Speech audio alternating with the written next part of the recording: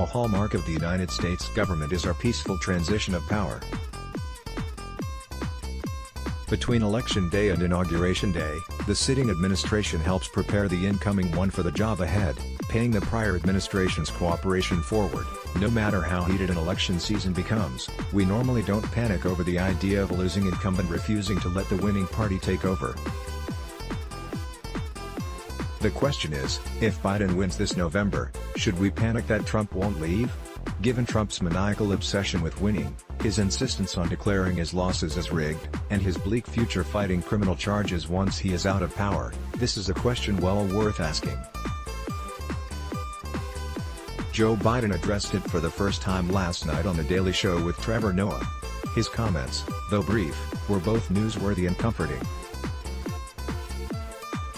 When Biden brought up the possibility that we might not know who wins Pennsylvania until a month after the election, Noah asked if he has thought about what would happen if Trump refuses to leave if Biden wins.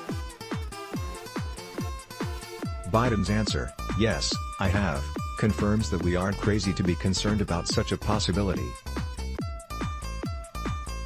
More importantly, the quickness and confidence of Biden's reply tells us his team is taking such a disturbing possibility seriously and planning accordingly. As for what those plans may entail, Biden appears certain that the U.S.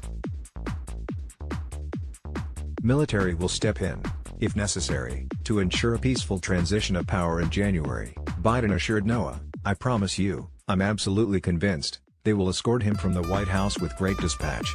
Without mincing words, Biden also expressed how proud he was of 4 chiefs of staff coming out and ripping the skin off of Trump along with so many rank-and-file military personnel refuting the idea that we are a military state in the wake of protests following George Floyd's murder.